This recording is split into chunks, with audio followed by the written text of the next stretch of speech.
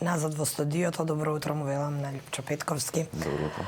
Пред се ќе ве прашам за оно што последно се случуваше во опозицијата, а тоа се нивните синоќашни одлуки да ги одземат, еве со тоа ќе влезам, да ја одземат функцијата почесен председател на бегалецот Никола Груевски, но направи и неколку чекори за бараната демократизација на партијата. Ова беше барање неколку години наназад од самите членови на ВМРО-ДПМН и сега постизборно извршниот комитет донесе неколку одлуки да го ограничи мандатот на лидерот на партијата за 3 мандати од по 4 години, со тоа што е последниот пат, третиот ќе треба да добие двотретинска поддршка од страна на партијата.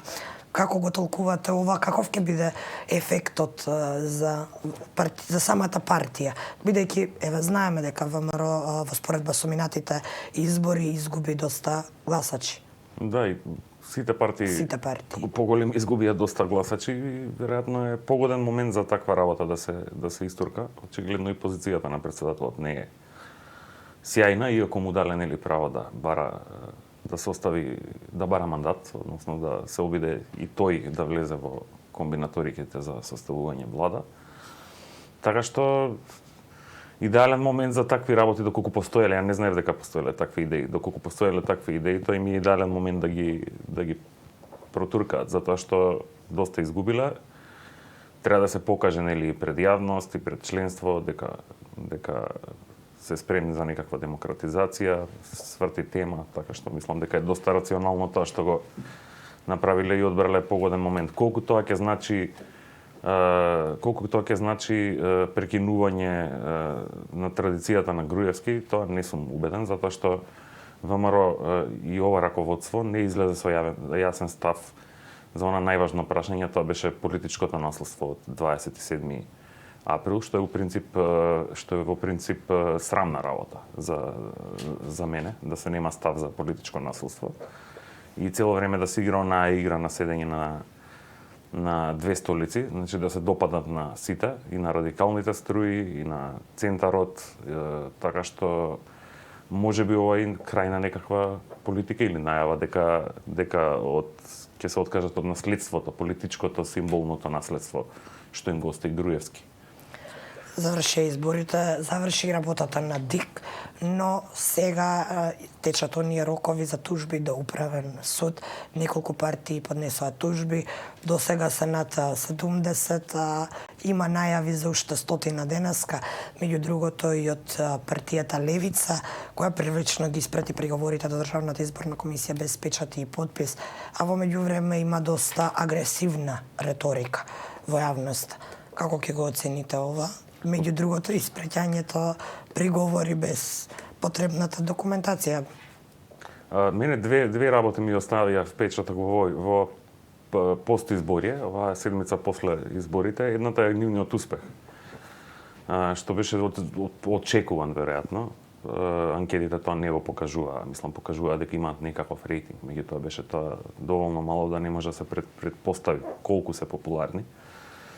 И испадна дека се доста популарни. Видете, Левица е една мала популистичка партија, која што мощно и вешто на мрежите нели успева да се протне и да создаде аура дека е нели за народот, дека да создаде аура дека е единствената искрена во намерите да се пресмета со естаблишментот, да пркоси на естаблишментот. Тој пркос многу луѓе го препозна и наместо да не излезат да гласаат, успеа Левица да ги мотивира да излезат да гласаат. Тоа е првата работа што ми остави впечаток и мислам дека нивниот потенцијал да растат е доста голем. Многу ќе зависи, ја не знам како се таму внатре односите, дали е тоа партија во која што нели претседателот е се и контролира се, дали има луѓе што околу него што се доволно кадарни нели да се спротивстават на одредени работи и да наметнат и своји гледишта и да не бидат толку радикални и така натаму. Меѓу другото, партијата е веќе поделена, доста членови од оние кои беа на почетокот Левица веќе не се. Така е, но фактот што освоил 4% од гласовите на политичкиот пазар значи дека тоа крило што превладеало било во право.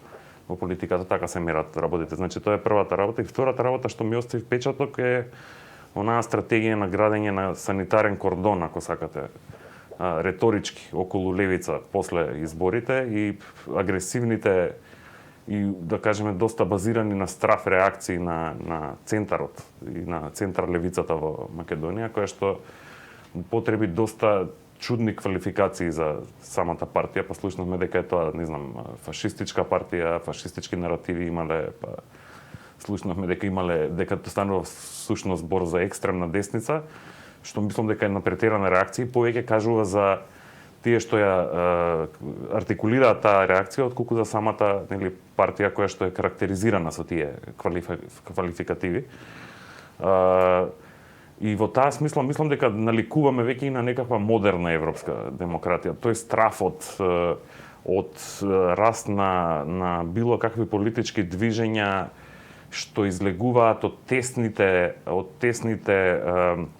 граници на политичкиот центар во кој што спаѓаат и СДСМ, и ВМРО, и ДУИ, тоа се партии што, нели, се расправаат за нијанси, меѓутоа за сите крупни работи се спаѓаат во центарот на политичкиот спектар и се согласуваат за сите крупни работи. Значи тој страф многу ме потсетува на стравот што постои во најразвиените европски демократи, каде што било кое движење што излегува од центарот, дали доаѓа од левата страна, од десната страна и така натаму, веднаш се начекува на нож. Односно, веднаш се начекува со употреба на моралистички аргументи и така натаму. Ние не знаеме како ќе се одвива таа партија. Јас, како што реков, имам чувство и веројатно такво чувство имаат и етаблираните политички партии кај нас, дека имаат потенцијал за раст. Правото прашање за мене е да се прашаме зошто луѓето, огромен дел од гласачите кои претходно, веројатно голем дел од нив припаѓаат на левиот спектар, но видовме дека успеа, моето чувство е дека успеа да привлечат и гласачи од десницата. Зошто луѓето се идентификуваат со такви партии? Значи тоа, и ако почнеме се бавиме со тоа прашање, ќе сватиме дека кабаетот го имаат големите партии, етаблираните партии кои што кај народот, за кои што кај народот постои перцепција дека се темелно искорумпирани, дека се исти и дека не испорачуваат во однос на тоа што им е битно на луѓето. Тогаш многу лесно се појавува некој што само ќе рефлектира пркос, ќе ги употреби мрежите, нели, социјалните мрежи, вешто ќе изигра и ќе успее да ги однесе гласачите. И третата најбитна работа е дека со овој успех да ги тргнеме сите тие идеолошки дебати и така натаму, се разби она табу дека не може да се победи дуополот. Значи видовме дека дуополот на ВМРО и СДСМ е победлив. Значи може да се победи, може да се пробие и без многу ресурси партија, движење. И тоа со истиот Донтов модел кој досега ги штитеше. А сите бараат да биде променет. Така, и затоа мислам дека и значи успехот на оваа партија и фактот што многу малку луѓе излегоа на изборите, треба да се една лекција за сите нас дека нешто треба да се промени во однос на Мора да ве прашам во тој контекст. Модел. Колкава е одговорноста на лидерите на политичките партии за тоа што зборуваат во јавноста, па еве дури во контекст на работите кои се казниви, како поттикнување омраза или нетрпеливост. Цитирам реченицата: сите ќе ве бесиме. Како ја доживеавте вие? Тоа е метафоричка изјава за мене. Не беше сите ќе ве бесиме, ако добро се сеќавам, тоа значи не се умилкувајте или како беше сите ќе ве стреламе. Тоа е една метафоричка, ја така ја разбирам, како метафоричка изјава, што значи немојте да се обидувате да не ставате во некакви комбинаторики за правење влада. Таа беше дадена во контекст кога се свати дека ќе биде толку комплицирана ситуацијата за правење влада. Да, можеби и они влезат во тие математики. Јас ја сваќам како не ставајте во контекст на вашите математики и комбинаторики. Ние не сме за тоа тука дојдени, ние сме дојдени за да ви го реметиме мирот. И тука има доста агресивен јазик и така натаму, проблематична изјавата, па многу основи, ама и подеднакво за мене проблематични се квалификативите дека станува збор за фашизам. Разбирате, тоа е многу поеќе збори за тие што ги употребуваат квалификативите. А другата работа е зошто толкава паника се дига за лош јазик, кога лошиот јазик е кај нас нормализиран. Значи претседателите на етаблираните политички партии без исклучок, ако погледнете годините назад, имале многу попроблематични изјави. Сега како одеднаш овие што го нормализираат насилниот јазик и така натаму се вознемирени кога некој агресивно настапува. Доста лицемерие има во таа работа. Ја мислам дека треба да се збори и треба да е тема реториката на политичарите, но треба да биде тема за сите. Сега ова е ко некој симптом, знаеш, знаеш, дојде некој од страна и сега ние ќе изиграваме, ќе глумиме дека сме многу коректни политички и така натаму, па до ова само врате се у кампањава какви работи не се изнакажат. Да се изнакажа работи од кои што не знам, нема група во државава што не е доколку пратела, а доста луѓето и не пратеа што се случува, нема група во држава по било која основа, идентитетска група што не била навредена. Така, тоа мислам, знаете како, за центарот имаме едни и за етеблираните партии имаме едни стандарди, знаеш, тие се нашите, тие се кога ќе се појави некој од страна, веднаш стандардите се менуваат. Мене тоа ми пречи, мислам дека не е базирано на некакви двојни стандарди. И доста кажува за тоа колку сме ние као нација конзервативни у однос на политиката. Се жалиме, не сме среќни. Така, а на крајот испаѓаме конзервативни. Секој се држи за нели тие опции што се на пазарот, меѓутоа тие работи се менуваат со неизлегувањето на луѓето, со гласањето на луѓето, како што кажав, тоа е најбитната работа од нивниот влез во парламентот. Не стане збор ни за нивната идеологија, туку повеќе за рушењето на тоа табу дека дуополот не може да се победи. Кога веќе се договоривме дека дуополот е проблематичен. Така, и тој дуопол и да сакаме да го подобриме, ќе се подобри така што ќе има притисок врз него, дека може други актери да влезат, дека има политичка конкуренција и дека таа политичка конкуренција може да ги раздрма работите. Ме интересира ваш став за можните комбинаторики. Од една страна, можеби се води борба Дуи да остане во опозиција, од друга страна Дуи успеа да истера една доста позитивна кампања кај своите гласачи, што и се виде по бројот на пратенички мандати, иако има здрава опозиција овој пат, и тоа го покажа изборите, но ако не се лажам, главните превирања и комбинации во моментов се дали Дуи ќе биде дел од новата влада или ќе замине прв пат во опозиција по долги години, или пак ќе бидат приморани двете големи партии да го прифатат условот на Дуи албанец премиер.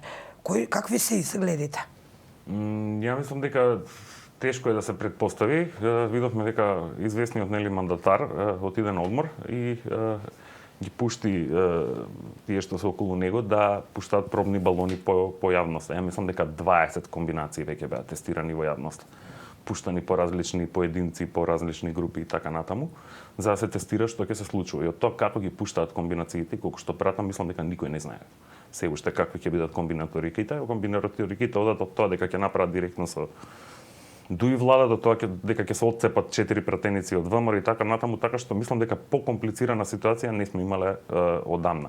Што е на некој пораз, што е на некој начин пораз за наративот на власта, на се уште власта, која што веројатно ќе остане власт, тоа е моето чувство, која што отиде на избори во здравствена криза со аргумент дека треба почиста ситуација. Значи направија лоша проценка. Мислеа дека јавајки на бранот на, не знам, перцепцијата на јавноста дека тие добро се справија со кризата, дека ќе направат некоја појасно мнозинство и тие математики се растурија. И затоа беа оние попарени фаци од сите партии на вечерта на изборите, каде што буквално никому не му испаднаа математиките. Дури на Дуи не му испадна, оние очекуваа помалце. Они, ако се сеќавате, искочи Бујар Османи рече добивме 13, на крај испадна 15. Доколку рекол добивме 13, веројатно очекувале 11 или 12.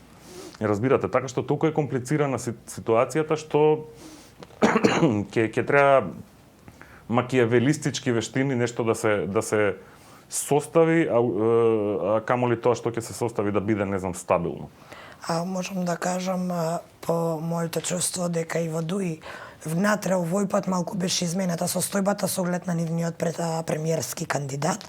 Господинот Насер Зибери гостуваше во оваа студија во понеделникот и токму на тоа прашање за партиските политики рече дека дал услови на Дуи дека ќе остане надпартиски кандидат. Дали ова беше најпаметниот потек што можеше Дуи да го направи? Прашувам за кандидирањето на господинот Насер Зибери. Видете, мислам дека Македонија е малце поразлична од тоа што била пред 10 години во однос на меѓуетнички односи и така натаму и за тоа доста голема улога во таа релаксација, зголемена доверба меѓу заедниците и така натаму играше и нели и Заев као фигура. Играше во тоа голема улога, игра и мобилизациите од 2015 натаму, кои што беа интеретнички, некакви солидарности се создадоа меѓу луѓето и така натаму, значи подобри сме во тој дел во однос на периодот пред 10 години, кој што беше постконфликтен период и така натаму.